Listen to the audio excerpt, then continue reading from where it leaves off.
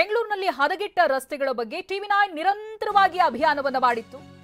ಟಿವಿ9 ನಿರಂತರ ಅಭಿಯಾನದ ಬಳಿಕ ಸರ್ಕಾರ ಎಚ್ಚೆತ್ತಿದೆ. ಹದಗೆಟ್ಟ ರಸ್ತೆಗಳ ದುರಸ್ತಿಗೆ ಸಿಎಂ ಸಿದ್ದರಾಮಯ್ಯ ಸೂಚನೆಯನ್ನ ಕೊಟ್ಟಿದ್ದಾರೆ. ಇದು ಟಿವಿ9 ನಡೆಸಿರುವ ಏನ್ ರೋಡ್ ಗುರು ಅಭಿಯಾನದ ಇಂಪ್ಯಾಕ್ಟ್. ರಸ್ತೆ ದುರಸ್ತಿ ಮಾಡಬೇಕು, ಹೊಸ ರಸ್ತೆಯನ್ನ ನಿರ್ಮಿಸಬೇಕು ಅಂತ ಇದೀಗ ವಿಶೇಷ ಅನುದಾನವನ್ನ ಬಿಡುಗಡೆ ಮಾಡಲಾಗಿದೆ. ಬೆಂಗಳೂರು ನಗರಕ್ಕೆ 1,000 ಕೋಟಿ ಅನುದಾನ ಬಿಡುಗಡೆಯಾಗಿದೆ. ನಿನ್ನೆ ಶಾಸಕರ ಜೊತೆ ಸಿಎಂ ಸಿದ್ದರಾಮಯ್ಯ ಸಭೆ ನಡೆಸಿರ್ತಾರೆ. ಅದಾದ ನಂತರ ಇದೀಗ ಅನುದಾನವನ್ನ ಬಿಡುಗಡೆ ಮಾಡಿದ್ದಾರೆ.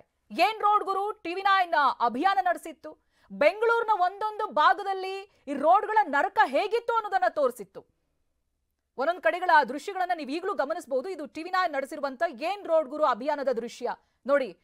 ಆ ಮಧ್ಯೆನೆ, ಈ ರಸ್ತೆ ಮಧ್ಯೆನೆ ಯಾವ ರೀತಿಯಾಗಿ ಮ್ಯಾನ್ಹೋಲ್ಗಳು ಓಪನ್ ಆಗಿದೆ ಅಂತ.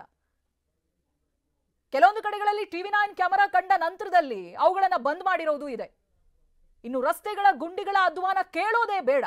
ರಸ್ತೆ ಎಲ್ಲಿದೆ ಅಂತ ಹುಡುಕಬೇಕು. ಎಲ್ಲೇ ಹೋಗಿ ನೀವು ಬೆಂಗಳೂರಿನಲ್ಲಿ ಅರ್ಧ ರಸ್ತೆಗಳಷ್ಟೇ ಯೂಸ್ ಆಗ್ತಾ ಇದೆ.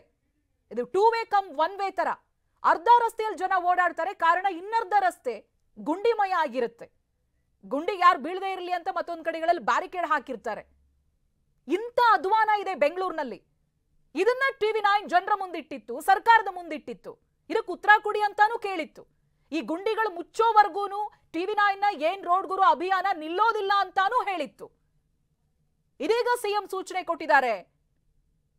ಈ ಗುಂಡಿಗಳನ್ನ ಮುಚ್ಚೋದಕ್ಕೆ, ರಸ್ತೆಗಳ ಅವ್ಯವಸ್ಥೆಯನ್ನ ಸರಿಪಡಿಸೋದಕ್ಕೆ ಅನುದಾನವನ್ನ ಬಿಡುಗಡೆ ಮಾಡಿದ್ದಾರೆ. ಬೆಂಗಳೂರು ನಗರಕ್ಕೆ 1,000 ಕೋಟಿ ಅನುದಾನ ಬಿಡುಗಡೆಯಾಗಿದೆ.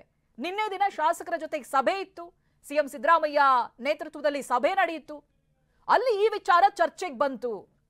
ಬೆಂಗಳೂರಿನ ರೋಡ್ಗಳು ಎಷ್ಟು ಅಧ್ವಾನ ಎದ್ದು ಹೋಗಿದೆ ಅನ್ನೋದನ್ನ ಟಿವಿ9 ಸರ್ಕಾರದ ಕಣ್ಣು ತೆರೆಸುವಂತ ನಿಟ್ಟಿನಲ್ಲಿ ಒಂದು ಅಭಿಯಾನದ ರೀತಿಯಾಗಿ ಮಾಡಿತ್ತು.